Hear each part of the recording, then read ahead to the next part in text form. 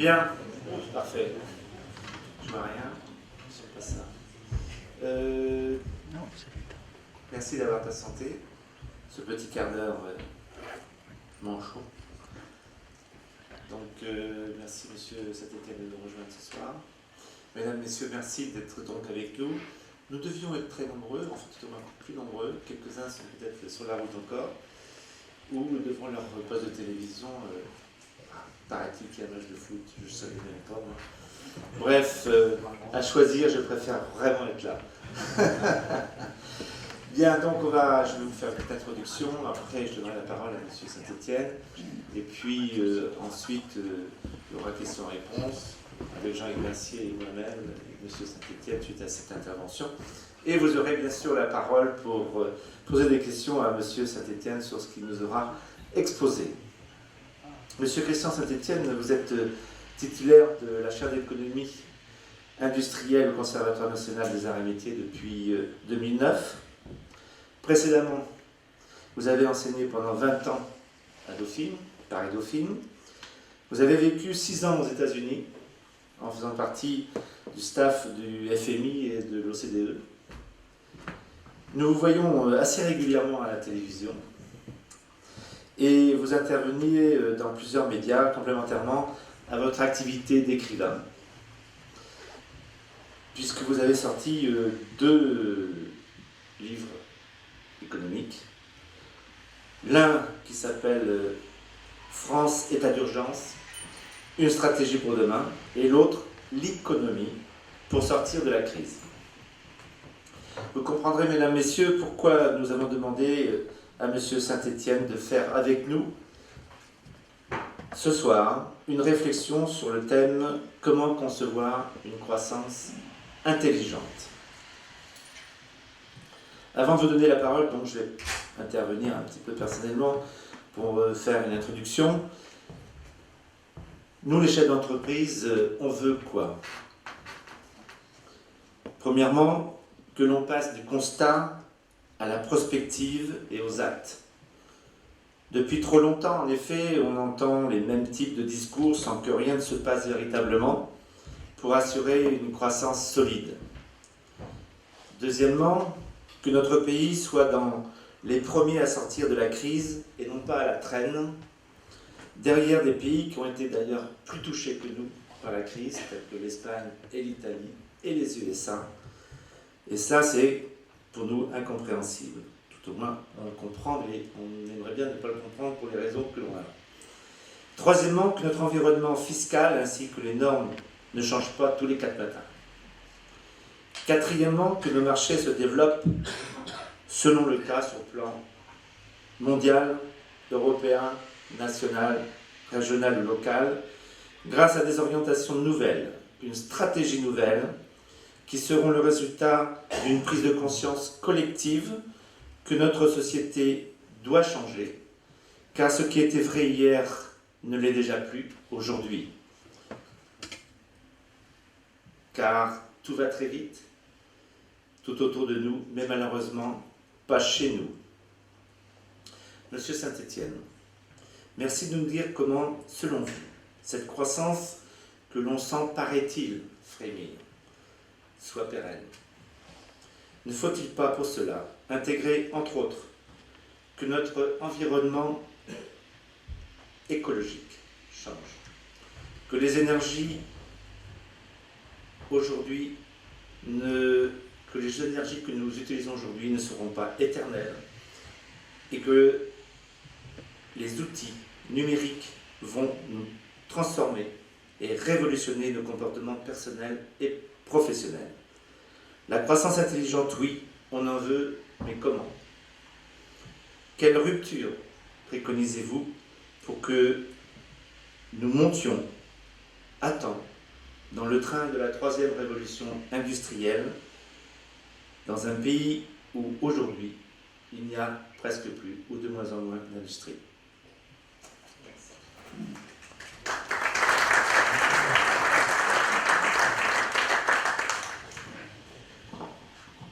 Bonsoir à tous.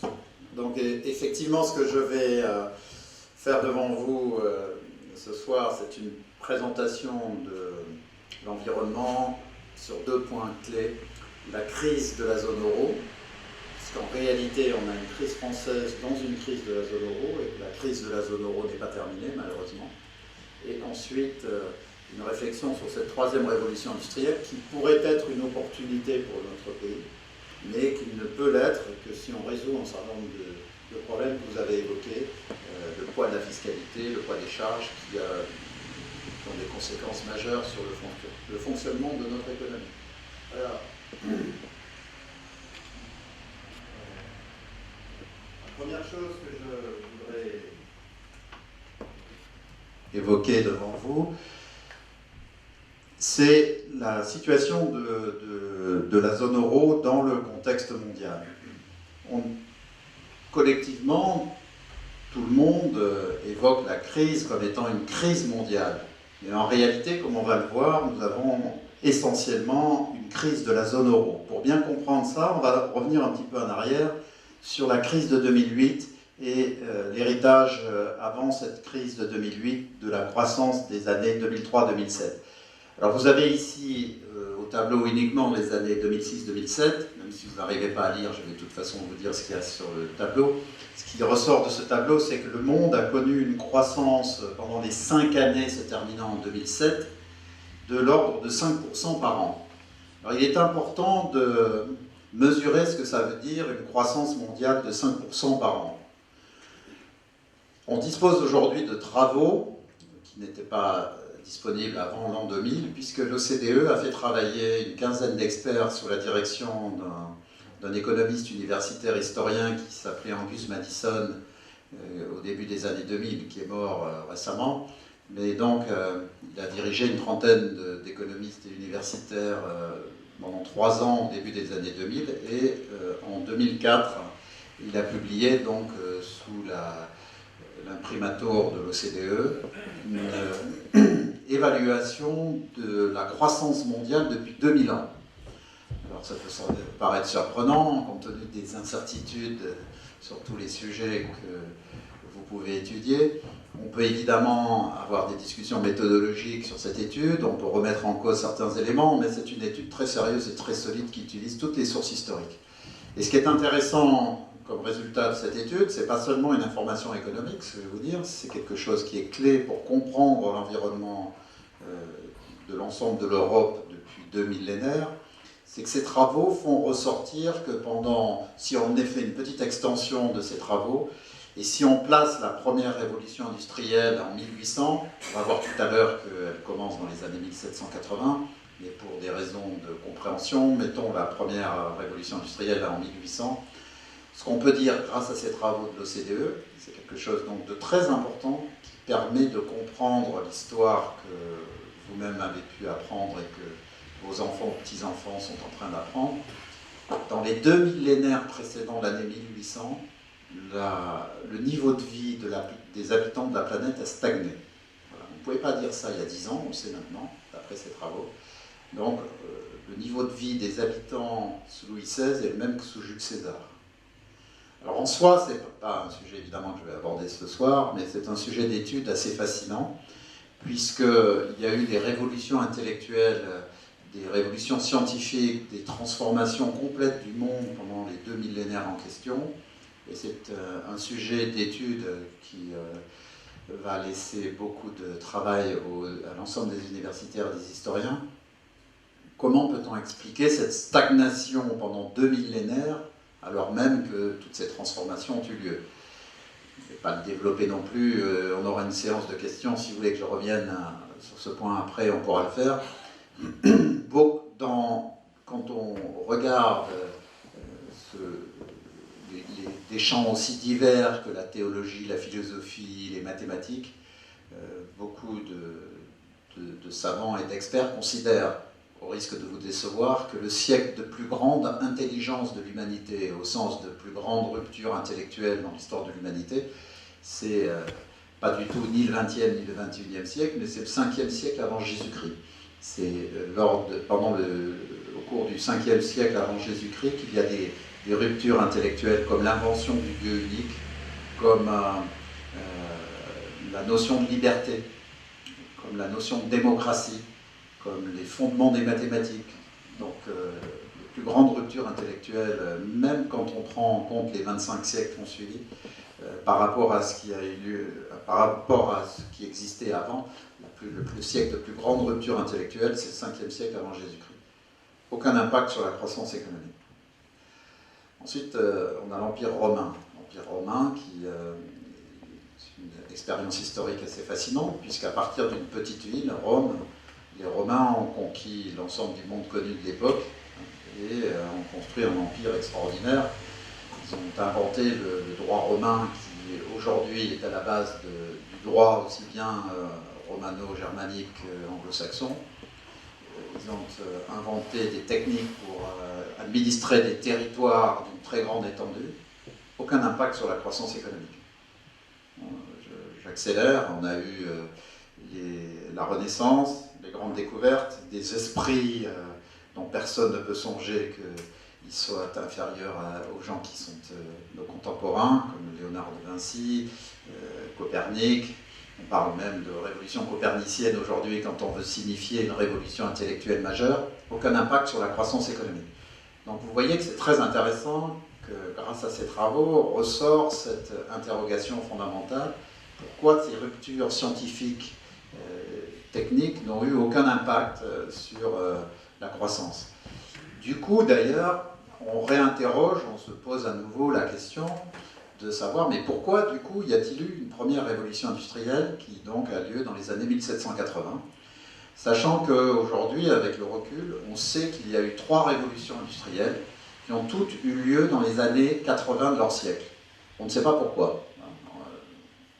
Les chercheurs travaillent, il n'y a rien qui puisse expliquer cette régularité pour l'instant, qui est assez fascinante. Mais donc la première révolution industrielle intervient dans les années 1780, la deuxième révolution industrielle dans les années 1880, la troisième révolution industrielle dans les années 1980. Et donc, 3 révolutions industrielles, mais si on regarde les 2 premières, parce que la troisième est en train de se développer sous nos yeux, 3 révolutions industrielles, pour l'essentiel, pour simplifier, on va dire que les 2 premières se sont développées de 1800 à 2000 et que la troisième a commencé il y a une vingtaine d'années. Donc, si on reprend ce que je vous disais tout à l'heure, 2 millénaires de stagnation économique en dépit de toutes les inventions spectaculaires qui interviennent au cours de ces 2 siècles, en dépit de la capacité démontrée par l'humanité de traiter des problèmes complexes, aucun impact sur la croissance économique. Et pendant les 2 siècles de révolution industrielle de 1800 à 2000, et là, c'est pas seulement une conférence culturelle ce soir, c'est une donnée que vous pourrez utiliser autour de vous, parce que vos enfants ne le savent pas, parce que leurs professeurs ne le savent pas. Et donc, c'est quelque chose que vous pouvez absolument dire partout autour de vous.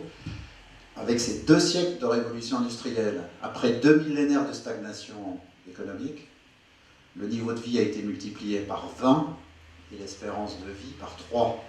Parce que dans les 2 millénaires avant la première révolution industrielle, non seulement le niveau de vie a stagné, mais l'espérance de vie aussi. On l'a complètement oublié. Bien sûr, on a suffisamment de problèmes quand on n'est pas penché dans ces réflexions, on ne le prend pas en compte, mais jusqu'en 1800, l'espérance de vie est de 25 ans. Et elle est à peu près la même que sous Jules César. Et elle est encore que de 40 ans en 1900. Après tous les progrès scientifiques et médicaux du 19e. Et elle passe de 40 à 75 ans assez rapidement. C'est une rupture majeure dans l'histoire de l'humanité. L'humanité a vécu avec une espérance de vie qui était de 15-18 ans jusqu'il y a 2000 ans et qui progressivement est arrivée autour de 25 ans après l'invention du feu et la maîtrise du feu et les premiers travaux agricoles. L'agriculture est inventée il y a 8000 ans avant notre ère, c'est très récent. Donc l'histoire de l'agriculture, c'est seulement 10 millénaires. Dans l'histoire de l'homme, qui est aujourd'hui estimée à 3 millions d'années, même si on commence à trouver des bouts d'os humains qui ont 8 millions ou 10 millions d'années, mais enfin l'homme a à peu près sa forme actuelle il y a 3 millions d'années. Et donc c'est seulement, si on prenait une journée de 24 heures sur cette échelle de 3 millions d'années, la civilisation humaine, c'est les dernières minutes de la journée. Hein. Et les 3 millions dont nous parlons, c'est vraiment dans les 2 ou 3 dernières minutes. Donc, stagnation du niveau de vie et de l'espérance de vie pendant ces 2 millénaires et multiplication par 20 du niveau de vie et triplement de l'espérance de vie. Et ce qui est spectaculaire aussi, c'est que les médecins eux-mêmes, il y a eu énormément de travaux dans les années 2000 en France, aux États-Unis, en Angleterre, sur le triplement de l'espérance de vie. Les médecins eux-mêmes attribuent le triplement de l'espérance de vie à hauteur de 90% à la multiplication par 20 du niveau de vie. Ce qui est d'ailleurs cohérent avec ce qu'on sait par ailleurs, puisque 60% des dépenses de santé servent à prolonger la vie de 6 mois aujourd'hui. Donc, pourquoi je vous dis ça en introduction? Je réponds à l'introduction du président. Le mot industrie en France est devenu un gros mot. Depuis une quinzaine d'années, c'est devenu un gros mot. Et donc, d'ailleurs, ça s'est traduit par une sorte d'accompagnement tranquille de la violente désindustrialisation que notre pays vient de subir dans les 15 dernières années. Quand on regarde le dernier point haut de l'économie française en termes de part des exportations françaises dans les exportations mondiales ou en termes de poids de notre industrie dans notre activité économique, le dernier point haut dans l'histoire de France, c'est 98-99. Et depuis 98-99, les 15 dernières années, c'est une glissade en continu d'une rapidité incroyable. Au cours des 15 dernières années, la part de l'industrie dans le PIB en France a baissé de 30%. C'est la désindustrialisation la plus violente de tous les pays développés. Et la part de nos exportations dans les exportations mondiales a baissé de 43%. D'une certaine façon, on a vécu un mai économique, un mai 40 économique, mais dans l'indifférence générale. En gros, les gens considéraient que tant qu'ils avaient un boulot, ou qu'on leur versait leur retraite ou leurs prestations sociales, ce qui arrivait au pays était sans importance. Et ce qui est en train d'arriver actuellement, que vous percevez tous, qui n'est pas seulement un problème économique, mais qui s'est transformé en crise morale et politique majeure, cette crise morale et politique est le fruit de ces 15 ans de déclin économique qui a été en partie caché par l'essor des services, mais qui ne cache pas les effets complets de ce déclin industriel. Et on va le voir dans quelques instants. Alors, cette désindustrialisation française s'inscrit dans un contexte de crise économique à partir de 2008 qui va toucher particulièrement la zone euro. Donc on le voit tout de suite ici. Je vous ai dit tout à l'heure que la planète avait eu 5 années de croissance de 2003 à 2007. Vous réappréciez tout de suite ces 5% de croissance de façon différente. Parce que quand on dit 5% de croissance et qu'on a un peu d'expérience de la vie des affaires, on se dit le chiffre d'affaires qui augmente de 5% par an, voilà, c'est une société bien gérée, point. Ça n'appelle pas de commentaires supérieurs. Quand vous savez que ici c'est le PIB, le produit intérieur brut, la production de richesse de la planète, et que cette production a stagné pendant 2000 ans, et qu'ensuite elle a été multipliée par 20 en 2 siècles, mais en vous posant la question supplémentaire suivante, quel est le taux de croissance moyen pendant 2 siècles qui permet de multiplier par 20 le niveau de vie? Je ne vais pas faire une interrogation écrite, je vous donne la réponse. C'est 1,48%. Donc 1,5% de croissance pendant 2 siècles qui a permis de multiplier par 20 le niveau de vie. Mais le niveau de vie de qui? Là aussi on peut le rappeler. La première révolution industrielle a lieu où? Elle a lieu en Angleterre et en France. Ensuite, l'Allemagne et l'Italie du Nord nous rejoignent. Mais c'est essentiellement en Europe de l'Ouest, à la fin du XVIIIe siècle, que naît la révolution industrielle. En soi aussi, c'est un sujet d'étude fascinant. Pourquoi ça a eu lieu en Europe de l'Ouest et pourquoi ça n'a pas eu lieu, par exemple, en Chine? On sait maintenant, grâce aux travaux de Angus Madison, qu'en 1820, la Chine représentait 30% du PIB mondial. Et presque 32% de la population mondiale. Normalement, la première révolution industrielle aurait dû avoir lieu en Chine. Pourquoi l'allure d'Angleterre, qui en 1800 est une minuscule île au bout du monde, qui comptait quelques millions d'habitants, et la France qui avait 20 millions d'habitants.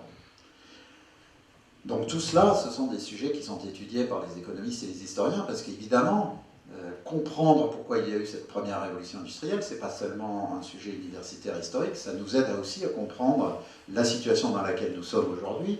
Cette troisième révolution industrielle, elle s'inscrit donc dans une histoire économique très particulière, et ça peut nous donner des clés pour répondre par exemple aux questions, est-ce que la croissance économique va continuer, ou est-ce qu'on va revenir au régime de stagnation antérieur? Voilà, c'est des questions qui sont clés dans le contexte que j'évoquais. Alors, donc cette croissance économique, quand on parle du monde dans les années 2003-2007, elle ne concerne pas les 50 millions d'habitants de l'Europe de l'Ouest qui connaissent la première révolution industrielle, ni les 300 millions d'habitants qui connaissent la deuxième révolution industrielle après la Deuxième Guerre mondiale, mais c'est 7 milliards de personnes à 5% de croissance. Donc immédiatement, on voit d'ailleurs que ce n'était pas tenable. Et ce qui est intéressant, pour que vous le sachiez, puisqu'on essaye de réfléchir aujourd'hui aux 10, 15, 20 prochaines années, la Chine, qui était à 10% de croissance pendant 30 ans, entre 1980 et 2010, connaît un certain ralentissement, mais elle a toujours une croissance à 7,5% par an. On a prolongé la croissance chinoise à un rythme un peu supérieur au 7,5 actuel. Si la Chine devait connaître dans les 20 prochaines années un taux de croissance comparable à celui des 3 dernières décennies, elle utiliserait dans 20 ans la totalité des ressources énergétiques et de matières premières de la planète. Ce qui nous dit quoi? L'émergence de la Chine comme puissance incroyable, qui assure aujourd'hui entre 25 et 30% de la production industrielle mondiale, alors que ce pays n'existait pas il y a 40 ans. Ce chemin, cet emballement de ce premier pays du monde avec 1380 millions d'habitants, pratiquement 1400 millions d'habitants, on sait que ce n'est pas tenable, que la Chine va devoir ralentir simplement pour des raisons de limite physique de la planète.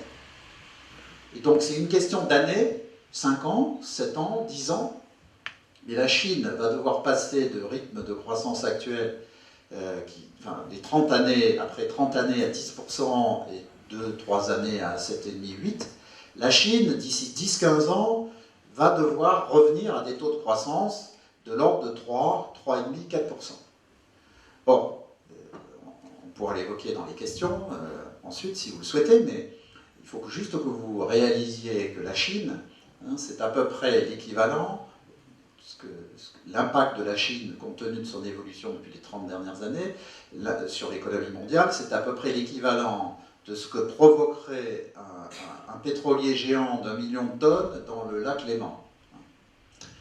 Donc vous imaginez ce qui se passe, c'est ce que nous venons de vivre au cours des 3 dernières décennies, quand ce super pétrolier sur le lac Léman, ceux qui font du bateau à Granville apprécieront, quand ce super pétrolier passe à 10% de croissance, vous imaginez les vagues que ça fait sur les villes qui sont autour du lac Léman, mais vous devez aussi imaginer, à partir de cette image, que quand le super pétrolier va ralentir, ça va aussi envoyer des vagues et provoquer un choc exceptionnel sur l'ensemble de l'économie mondiale.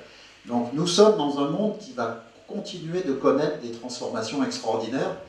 Depuis 20 ans, nous assistons à l'émergence des fameux pays dits émergents, qui depuis ont émergé, puisque vous le savez, depuis 2009, ils assurent plus de la moitié de la production industrielle mondiale, et depuis 2012, plus de la moitié du PIB mondial.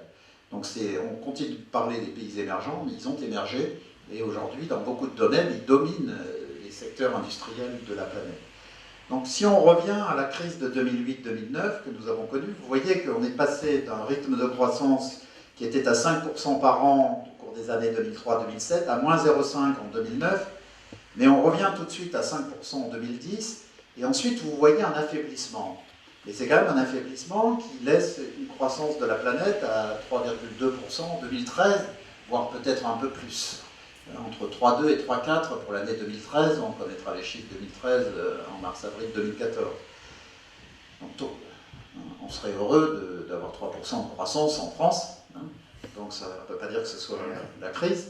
Mais surtout, ce que vous allez voir dans quelques instants, c'est que le ralentissement de 5% à 3,2, 3,4, disons un rythme de croissance mondiale qui est entre 3 et 3,5, il est essentiellement dû, non pas à une crise mondiale, mais à l'impact sur la croissance mondiale de la crise de la zone euro. Donc il n'y a pas de crise mondiale économique, il y a une crise de la zone euro. Et donc il va falloir qu'on trouve rapidement la raison de cette crise. Regardons ce qui se passe dans la zone euro. Vous vous souvenez qu'on vient de fêter le 5e anniversaire de la crise de 2008, la faillite de Lehman Brothers le 15 septembre 2008. Et si vous vous souvenez, quand il y a eu cette crise, fin septembre 2008, quelqu'un qui était censé être très bien informé, le ministre de l'économie allemand, a déclaré, donc c'était il y a 5 ans et 1 mois, a déclaré c'est une crise financière et américaine, nous sommes industriels et européens, il pensait surtout à l'Allemagne, mais c'est un peu vrai pour l'ensemble de l'Europe de l'Ouest, nous sommes industriels et européens, nous ne serons pas touchés. Donc c'est pas quelqu'un, un commentateur annexe qui dit ça, c'est quelqu'un qui est censé être aux manettes, le ministre de l'économie de la première puissance de l'Europe. Regardons maintenant ce qui s'est passé. Les États-Unis, effectivement, connaissent une crise grave en 2008.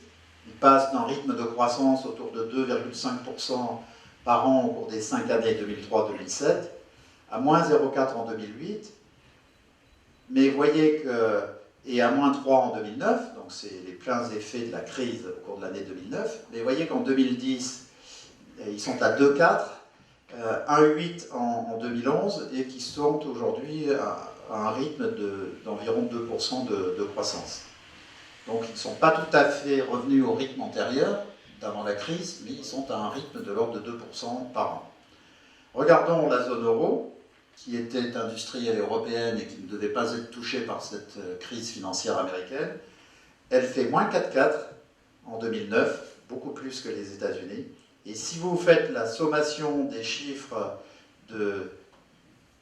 des 6 années allant de 2008 à 2013, vous verrez que sur les 6 années 2008 à 2013, à fin 2013, le PIB de la zone euro sera encore inférieur à celui de la fin 2007.